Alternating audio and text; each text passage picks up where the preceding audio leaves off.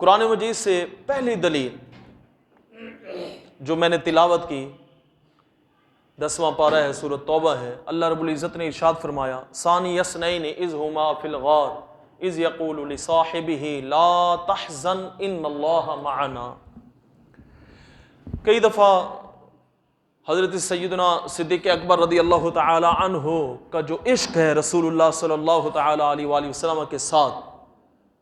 اس ضمن میں اس واقعے کو میں کئی دفعہ پیش کر چکا ہوں۔ آج ذرا افضلیت صدیق اکبر کے حوالے سے اس واقعے کو میں کوٹ کر رہا ہوں، جس کا ذکر اللہ رب العزت نے قرآن مجید میں کیا کہ جب آقا دو جہاں سرکار دو عالم کو ہجرت کرنے کا حکم ملا اور سرکار دو عالم صلی اللہ تعالی علیہ وآلہ وسلم نے اپنے ساتھ ہجرت کے لیے جس صحابی کو منتخب کیا، رفیق سفر بنایا، وہ حضرت سیدنا ابو بکر صدیق رضی اللہ تعالی عنہ تھے۔ اچھا، نہ صرف حضرت ابو بکر صدیق رضی اللہ تعالی عنہ رفیق سفر بنے، بلکہ آپ کے سارے گھر والے اور غلام سارے حضور نبی اکرم کہ اس سفر راز سے واقف تھے، اور یہ جو راز تھا، راز جس کو راز رکھا گیا تھا اور حضرت ابوبکر صدیق کو منتخب کیا گیا تھا، اس راز میں صرف حضرت ابوبکر صدیق شامل نہیں تھے، آپ کی بیٹی بھی واقف تھی، آپ کا بیٹا بھی واقف تھا، آپ کا غلام بھی واقف تھا، بلکہ سفر میں جو رہنمائی کرنے کے لیے، راستہ بتانے کے لیے جو شخص مقرر کیا گیا تھا، جو سواری لے کے جس نے آنا تھا، اس کو بھی حضرت ابوبکر صدیق نے منتخب کیا تھا، عامر بن فہیرہ۔ اور وہ سفر بھی بڑا لاجواب تھا اور عشق کی ایک داستان تھی۔ جس انداز میں وہ سفر ہوا، جس انداز میں جناب ابوبکر صدیق رضی اللہ تعالی عنہ نے سرکار دو عالم صلی اللہ تعالی علیہ وآلہ وسلم سے محبت کا اظہار کیا۔ جسٹس پیر کرم شاہ صاحب الازہری رحمۃ اللہ تعالی علیہ ضیاء النبی میں لکھتے ہیں، سفر تو ہوتا ہے، رفیق سفر بھی ہوتے ہیں، لیکن حضرت سیدنا ابوبکر صدیق عجیب رفیق سفر تھے کہ ایسے سرکار دو عالم کے گرد گھوم رہے تھے جیسے طواف کیا جا رہا۔ حضور نبی اکرم نے پوچھا، اے ابو بکر کبھی دائیں طرف آتے ہو، کبھی بائیں طرف، کبھی آگے کبھی پیچھے، اس میں کیا ہے؟ تو حضرت صدیق اکبر رضی اللہ تعالی عنہ حضور کی بارگاہ میں عرض کرتے ہیں، یا رسول اللہ، دل میں جب خوف آتا ہے دشمن سامنے سے نہ حملہ کر دے تو میں آپ کے آگے چلتا ہوں کہ پہلے صدیق کا سینہ، اور جب دل میں ایسے خیال آئے کہ پیچھے سے کوئی نہ آ جائے تو میں گھوم کے پیچھے آ جاتا ہوں۔ ایسے کبھی دل میں خیال آئے تو دائیں طرف آ جاتا ہوں، کبھی بائیں طرف آ جاتا ہوں۔ یہ آپ کے ساتھ محبت کا رشتہ ہے اور دشمن کے خدشات ہیں جو آپ کے ارد گرد چکر لگوا رہے ہیں۔ پھر ایک وقت ایسا بھی آتا ہے کہ صدیق اکبر حضور نبی اکرم کے نرم و نازک پاؤں مبارک دیکھتے ہیں تو برداشت نہیں ہوتا، حضور کو اپنے کندھوں پر سوار کرتے ہیں۔ اب جس نے غار ثور دیکھی ہے نا، اس کو اندازہ ہوگا، وہ 5000 فٹ کی بلندی پر غار ثور، اب تو کچھ راستہ بن گیا ہے، صاف ہو گیا ہے، ٹھیک ہے، پہلے تو وہ پتھریلا نوکیلا راستہ تھا، اس راستے میں صدیق اکبر نے کیسے حضرت جناب محمد رسول اللہ صلی اللہ تعالی علیہ وآلہ وسلم کو اپنے کندھے پر اٹھایا ہوگا اور کیسے انہوں نے یہ سفر کیا ہوگا بلندی کی طرف۔ 5000 فٹ کی بلندی ہے، اور اب صورتحال یہ ہوتی ہے جو بندہ جائے تو پانی کی بوتلیں لے کے جاتے ہیں اور راستے میں کوئی اور کچھ نہ کوئی 20 جگہوں پر بیٹھ کے سانس نکالتے ہیں، سانس پھول جاتا ہے۔ صدیق اکبر نے حضور کو کندھوں پہ اٹھایا اور غار ثور کی طرف گئے، اور وہاں جس انداز میں غار کو صاف کیا گیا، صاف کر کے حضرت ابوبکر سے، یا رسول اللہ آپ رکیں، پہلے مجھے جانے دے، مجھے دیکھنے دے۔ حضرت ابوبکر صدیق نے غار کو صاف کیا، جو سوراخ تھے اپنے قمیص کو اتارا، اس کو پھاڑ کے وہ سوراخ بند کیے، پھر جو سوراخ بچ گیا، 1 یا 2 سوراخ، کسی روایت میں 1 آتا ہے، کسی میں 2 آتے ہیں، جو سوراخ بچ گیا جناب صدیق اکبر نے وہاں ایڑی رکھی۔ غار کو صاف کرنے کے بعد پھر عرض کرتے ہیں، یا رسول اللہ تشریف لے آئیں،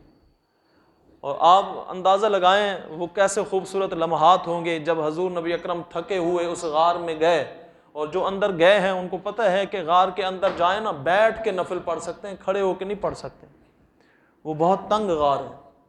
وہاں جا کے حضور نبی اکرم نے جب اپنا سر مبارک صدیق اکبر کی گود میں رکھ کے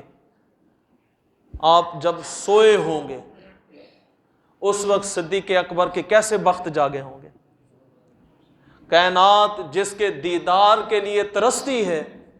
وہ اللہ کی محبوب ذات اپنا سر مبارک صدیق کی گود میں رکھ کے سو رہے ہیں۔ کوئی حجابات نہیں ہے، کوئی درمیان میں خلل پیدا کرنے والا نہیں ہے، بس یار ہے اور صدیق اکبر یار کا دیدار کر رہے ہیں۔ وہ کیسے لمحات ہوں گے؟ اور وہاں جب سانپ دیدار شوق میں باہر نکلنے کی کوشش کرتا ہے اور راستے سارے بند ہیں، صدیق اکبر کی ایڑی کو ڈستا ہے، اور حضرت صدیق اکبر بھی برداشت کرتے ہیں کہ کہیں حضور کا یہ جو آرام آپ کر رہے ہیں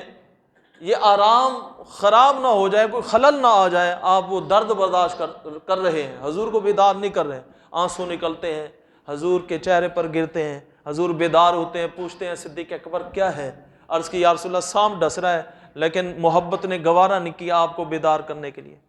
اور پھر آپ نے بھی مداوا ایسے کیا کہ لعاب نکالی اور صدیق اکبر کی ایڑی پر ایسی لگائی، پھر پوچھا اے ابو بکر بتاؤ۔ حضرت ابو بکر صدیق عرض کرتے ہیں یا رسول اللہ خدا کی قسم درد کا نام و نشان نہیں ہے۔ علماء اکرام فرماتے ہیں یہ کوئی ویکسین نہیں تھی، یہ کوئی انجیکشن نہیں لگا، وہ زہر نکالا نہیں گیا ہے، یہ سارا کمال حضور کی لعاب مبارک کا ہے، یہ حضور کی لعاب ہے۔ یہ تو جاگتے ہوئے تھا نا۔ اگر ہم وہ امام بصیری رحمۃ اللہ تعالیٰ علیہ کو دیکھیں تو حضور نے تو خواب کی حالت میں اپنی بردہ، اپنی چادر بردہ شریف جو تھی وہ امام بصیری کے اوپر خواب کی حالت میں ڈالی، اور وہ اس میں مبتلا تھے، فالج کے مرض میں مبتلا تھے، اور جب بیدار ہوتے ہیں امام بصیری دیکھتے ہیں کہ میں تو بالکل ٹھیک ہوں۔ یہ ما فوق الاسباب مدد ہے، اسباب کے تحت حضور مدد نہیں کر رہے، ما فوق الاسباب۔ حضور چاہیں تو حضور کی چادر شفا دے دے، حضور چاہیں تو حضور کی لعاب شفا دے دے۔ بہرحال یہ بڑا دلچسپ واقعہ ہے۔ تو اس وقت نا جب دشمن تلاش کرتے کرتے آئے اور بالکل غار کے منہ پر آئے، اور اللہ کے حکم سے مکڑی نے جالا بنا اس غار کے منہ پر، اور کبوتری نے آ کے انڈے نکالے وہاں پہ، اور دشمن جب وہاں پہنچا اب وہ باتیں کر رہے ہیں کہ ادھر تو نہیں جا سکتے، حالانکہ چھوٹی سی غار ہے، وہ یوں قدموں کی طرف جھکتے تو دیکھ لیتے۔ جو دیکھ کے آئے ہیں میری باتیں ان کو سمجھ آ رہی ہوں گی، وہ اندازہ کر سکتے ہیں کہ وہ ایک پچھلی سائڈ سے یوں آئے نا، غار میں بندہ داخل ہوتا ہے، بیٹھ کے 2 نفل پڑھتا ہے، پھر جھک کے نیچے سے نکلتا ہے۔ اگر جناب صدیق اکبر نے حضور کی بارگاہ میں آپ پریشان ہوئے نا، عرض کی یا رسول اللہ اگر یہ قدموں کی طرف جھکتے ہیں نا ہم تو ان کو نظر آ جائیں گے۔ تو اس وقت سرکار دو عالم نے ارشاد فرمایا لا تحزن ان اللہ معنا، غم نہ کر بے شک اللہ ہمارے ساتھ ہے، اللہ ہمارے ساتھ ہے۔ یہ ایک بڑا محبت بھرا واقعہ ہے، یہ سفر ہے، لیکن جو بات میں عرض کرنا چاہتا ہوں وہ یہ ہے کہ یہ وہ آیت مبارکہ ہے جس کے تحت ہمارے علماء کرام بیان کرتے ہیں، علماء اہل سنت، کہ اس آیت مبارکہ کی روشنی میں حضرت ابو بکر صدیق رضی اللہ تعالی عنہ کی صحابیت ثابت ہے۔ اذ یقول لصاحبہ، جب حضور نے ارشاد فرمایا اپنے صاحب کو، اپنے اس محبوب صاحب کو، یعنی ابو بکر صدیق کی صحابیت اللہ رب العزت نے نص کے ذریعے ثابت کی ہے۔ اس لیے علماء کرام فرماتے ہیں حضرت ابو بکر صدیق کی صحابیت کا انکار کرنا کفر ہے۔ کیوں کہ حضرت ابو بکر صدیق حضور کے وہ محبوب صحابی ہیں جن کی صحابیت پر اللہ رب العزت نے وحی نازل کی ہے۔ اچھا بات ہو رہی ہے صحابیت، تو ویسے تو سارے صحابہ جنتی ہیں، لیکن حضرت ابوبکر صدیق رضی اللہ تعالی عنہ سب سے افضل و اعلیٰ صحابی ہیں۔ اس پر یہ واقعہ کیسے دلیل بن سکتا ہے؟ وہ اس اعتبار سے دلیل بنتا ہے کہ یہ خصوصیت کہ کسی صحابی کی صحابیت اللہ کی وحی سے ثابت ہو، یہ صرف اور صرف حضرت ابوبکر صدیق رضی اللہ تعالی عنہ کے لیے۔ واقعات ہیں، ذکر ہے مختلف صحابہ کا، لیکن کسی کی صحابیت کو قرآن میں بیان کیا گیا ہو یہ صرف ابو بکر صدیق رضی اللہ تعالیٰ۔ اور یہ کیا اعزاز کم ہے کہ حضور فرما رہے ہیں ان اللہ معنا، یعنی اللہ رب العزت کی بارگاہ میں جو معیت حضور نبی اکرم کو اس وقت حاصل تھی،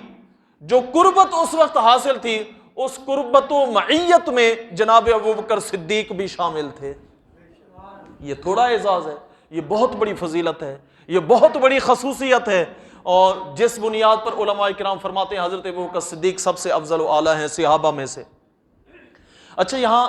یہ بھی میں وضاحت کر دوں، علماء اہل سنت کا یہ عقیدہ ہے کہ جناب ابو بکر صدیق رضی اللہ تعالی عنہ انبیاء کے بعد مخلوق میں، امت محمدیہ کی بات نہیں ہے، حضرت آدم سے لے کر جناب محمد مصطفیٰ تک جتنی امتیں گزری ہیں اور موجودہ امت، انبیاء اور رسول کے بعد مخلوق میں سب سے افضل و اعلیٰ جو ہیں وہ جناب ابو بکر صدیق رضی اللہ تعالیٰ عنہ، حضرت ابو بکر صدیق۔ اللہ رب العزت نے یہ قربت اور یہ فضیلت دی ہے۔ آپ ذرا اندازہ لگائیں، حضرت عمر رضی اللہ تعالی عنہ کہتے ہیں کہ میری زندگی کی ساری نیکیاں ایک طرف، اور جناب ابو بکر صدیق رضی اللہ تعالی عنہ کی وہ راتیں اور وہ دن جو غار ثور میں حضور کے ساتھ گزرے وہ ایک طرف۔ وہ لمحات کتنی قیمتی تھے جو لمحات حضرت سیدنا ابو بکر صدیق رضی اللہ تعالی عنہ کو حاصل ہوئے۔ اسی طرح علماء کرام فرماتے ہیں، ویسے بہت سی آیات ہیں، ایک آیت پیش کر کے میں ایک دو حدیثیں سناتا ہوں۔ قرآن مجید میں اللہ رب العزت نے سورۃ الحجرات میں ارشاد فرمایا ان اکرمکم عند اللہ اتقاکم، بے شک تم میں سے سب سے زیادہ عزت والا اللہ کے نزدیک وہ ہے جو تم میں سے زیادہ پرہیزگار ہے۔ یہاں اتقا جس کی صفت ہے، جو زیادہ پرہیزگار ہے، اس کو اللہ رب العزت کی اتنی قربت ہے۔ اس آیت کو دیکھیں، یہ آیت دلیل ہے، سورۃ الحجرات کی یہ آیت، کہ جس کو اللہ رب العزت کی قربت حاصل ہے، کس کو حاصل ہے؟ جو اتقا ہے۔ اللہ فرماتا ہے ان اکرمکم عند اللہ اتقاکم، تم میں سے زیادہ عزت والا اللہ کے نزدیک وہ ہے جو تم میں سے زیادہ پرہیزگار ہے۔ اتقاکم، جو تم میں زیادہ اتقا ہے، پرہیزگار ہے۔ اب کیا یہ صفت صحابہ میں سے کسی کی ہے؟ تو اللہ رب العزت نے سورۃ اللیل میں ارشاد فرمایا وَسَيُجَنَّبُهَا الْأَتْقَى الَّذِي يُؤْتِي مَالَهُ يَتَزَكَّى وَسَيُجَنَّبُهَا الْأَتْقَى، اور وہ جہنم سے دور ہے جو اتقا ہے، متقی ہے۔ تمام مفسرین کرام کا اس بات پر اتفاق ہے کہ اس آیت میں اتقا جس کی صفت بیان کی گئی ہے وہ جناب ابو بکر صدیق ہے۔ یہ دو آیتیں ایسی ہیں جو بتا رہی ہیں، انبیاء کی بات نہیں ہے، انبیاء اور رسول تو افضل ہیں، ان کے صدقے تو صحابہ کو شرف حاصل ہوتا ہے صحابیت کا، ان کی بات نہیں ہے۔ انبیاء اور رسول کے بعد مخلوق میں یہ آیت دلیل ہے کہ اتقا مخلوق میں سب سے زیادہ جناب ابو بکر صدیق رضی اللہ تعالیٰ عنہ۔ اور یہ آیت مبارکہ اس وقت آپ کی شان میں اللہ رب العزت نے نازل کی جب آپ نے حضرت سیدنا بلال حبشی مؤذن رسول رضی اللہ تعالی عنہ کو خرید کیا کافر سے، پھر اللہ کی رضا کے لیے آزاد کیا نا۔ لوگوں نے کہا کہ کوئی احسان ہوگا ابو بکر صدیق پر نا، بلال کا کوئی احسان ہوگا۔ اللہ رب العزت نے اس آیت کے ذریعے ان کے اخلاص کو بیان کیا، کوئی احسان نہیں ہے، محض اللہ رسول کی رضا ہے۔ یہ تھے حضرت ابو بکر صدیق رضی اللہ تعالی جن کی افضلیت اللہ رب العزت نے قرآن مجید میں بیان کی۔